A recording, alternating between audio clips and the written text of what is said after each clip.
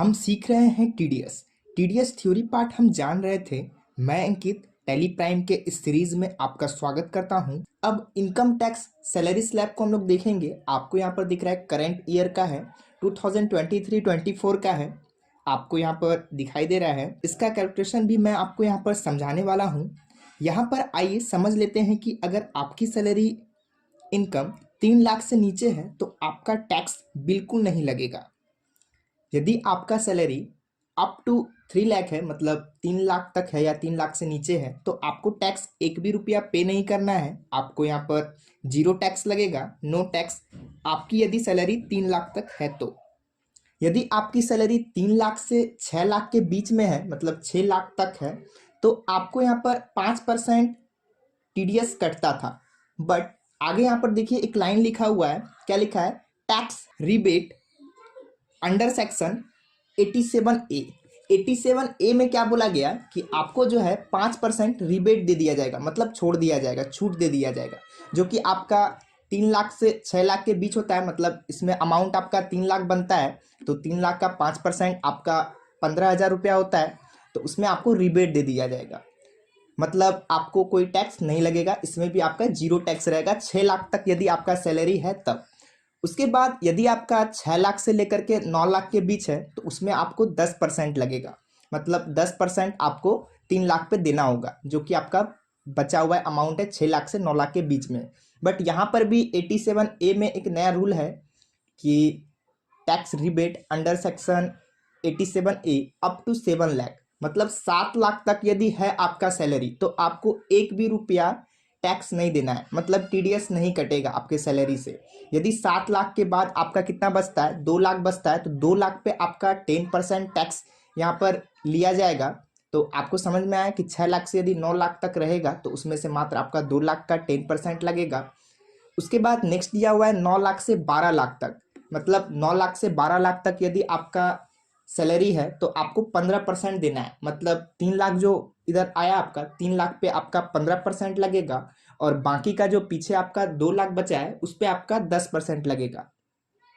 यहाँ पर हर एक सैलरी में स्लैब के हिसाब से चलता है, मतलब पहले 15% लगेगा, फिर 20% लगेगा, जिस हिसाब से आपका सैलरी होगा। जैसे मान के चलिए आपका सैलरी यहाँ पर 12 लाख से 15 लाख के बीच है, मतलब आपका सैलरी 15 लाख है, तो 15 लाख में यहाँ पे क्या होगा, सबसे पहले 12 से 15 लाख तक में 20% लगेगा।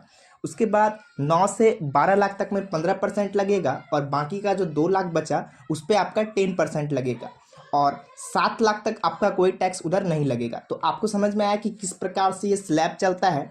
उसके बाद एवब यदि 15 लाख से आपका ज़्यादा है तो आपका 30% रहेगा, जितना आपका ज़्यादा रहेगा, और पीछे आपका इसी प्रकार से चलेगा जो आपको यहाँ पर दिख रहा है। आइए नेक्स्ट स्लाइड में जानते हैं इसको और डिटेल से, कैसे आपका टीडीएस कटता है। यहाँ पर आपको दिख रहा है कि टोटल इनकम यहाँ पर कितना दिया है, 3,90,000, मतलब 3,90,000 दिया है, तो आपका 3 लाख तक तो एक भी रुपया टैक्स नहीं लगता है। तो बाकी का जो आपका बच गया, कितना बच गया, 90,000। तो 90,000 में से 5% यदि हम निकालते हैं तो वो आपका होता है 4500, जो कि आपका अंडर सेक्शन 87A के तहत आपको रिबेट मिलता है। तो आपका यहाँ पर 4500 रिबेट में मिल गया, तो आपका यहाँ पर शेष जो बचा वो बचा जीरो। शेष क्या होता है इसको हम लोग आगे चल के जानेंगे। यहाँ पर आपको दिख रहा है कि टैक्स पेएबल में आपका जीरो दिख रहा है, मतलब आपको पे करना था 4500, बट आपको 4500 रिबेट मिल गया, इसीलिए आपका शेष में आपका जीरो दिख रहा है। उसके बाद दूसरा इनकम यहाँ पर दिया हुआ है 4,90,000। तो इसमें क्या हो गया कि आपका 3 लाख से ज़्यादा है, उसका 5% 9,500 बन रहा है, जो कि आपका टैक्स में नहीं आता है, तो वो आपका रिबेट में आ गया है। तो यहाँ पर दिख रहा है कि आपका टैक्स पेएबल में जीरो दिख रहा है। उसके बाद नेक्स्ट यहाँ पर जो इनकम दिख रहा है वो आपका दिख रहा है 5,90,000, जिसमें से कि आपका जो भी टैक्स बनेगा वो आपका बनेगा 2,90,000 पे। तो 9,90,000 का 5% यदि हम निकालते हैं तो 14,500 आता है, और 14,500 आपका रिबेट आ गया, तो आपका टैक्स जीरो लगेगा। उसके बाद यदि आपका सैलरी 12 लाख है तो 12 लाख में यहाँ पर देखिए आपको टैक्स लगा है, कितना पे टैक्स लगा है, मतलब 7 लाख के बाद जोड़ना स्टार्ट करते हैं। जैसे बैक आते हैं, यहाँ पर आपको दिख रहा होगा कि 6 लाख से 9 लाख के बीच में आपका टैक्स लगता था, बट 7 लाख तक रिबेट है, उसके बाद बाकी का जो अमाउंट बचेगा उस पर टैक्स लगेगा। तो वही आपको यहाँ पर दिख रहा है कि 12 लाख तक दिया हुआ है, तो 12 लाख में से 7 लाख को हम लोग यदि माइनस करते तो 5 लाख आता है, और 5 लाख का यदि हम परसेंटेज निकालते हैं 10%, तो यहाँ पर आपको 75,000 दिख रहा है, मतलब 75,000। इस पे आपका 10% टैक्स लगा है, इसमें आपका कोई रिबेट नहीं है, तो आपको 75,000 रुपया टैक्स देना होगा। तो आपको समझ में आया कि कैसे यहाँ पर हमको सैलरी में टैक्स देना होता है। आप लोगों ने अच्छी तरीके से जाना। एक मेरे पास एक्सेल फाइल है जो कि मैं बना के रखा हूँ, आपको मैं उसके अनुसार समझाता हूँ। आइए अब हम लोग एक्सेल फाइल में जानते हैं किस प्रकार से ये काम करता है। यहाँ पर आपको दिख रहा है कि यहाँ पर सैलरी पर्सन का जो इनकम है वो है 15 लाख। 15 लाख है तो पहले सबसे पहले 12 से 15 लाख पे जो आपका टैक्स लगेगा वो आपका लगेगा कितना, 20%। मतलब जो 3 लाख है उस 3 लाख अमाउंट पे 20% टैक्स लगेगा, वो आपका हो जाएगा 60,000 रुपया। उसके बाद उससे जो कम होगा, 9 लाख से 12 लाख के बीच में आपका 15% लगता है, तो वो आपको यहाँ पर दिख रहा है, वो भी आपका 3 लाख होगा, तो उस पर आपका 15% लगेगा, वो हो जाएगा आपका 45,000 रुपया।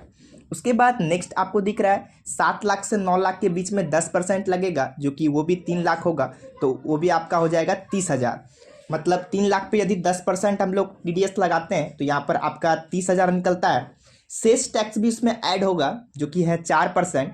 टोटल आपका आया है 1,35,000, जिसपे सेस टैक्स आपका 4% ऐड होगा। सेस टैक्स आपका निकला है 5,400 रुपये। तो दोनों को ऐड करके जो फाइनल टैक्स पे करना होगा वो पे करना होगा 1,40,400 रुपया। यहाँ पर आपका इनकम है 15 लाख, बट आपको फाइनल जो टैक्स पे करना है वो पे करना है 1,40,400। तो इस प्रकार से आपका टैक्स कैलकुलेशन होता है। आपको अच्छी तरीके से टैक्स कैलकुलेशन समझ में आया होगा। तो आप लोगों ने इस वीडियो में जाना कैसे टैक्स कट होता है, कैसे टीडीएस कट ऑफ होता है। तो आपको समझ में आया कि कैसे सैलरी टीडीएस कैलकुलेशन होता है, कैसे कट होता है।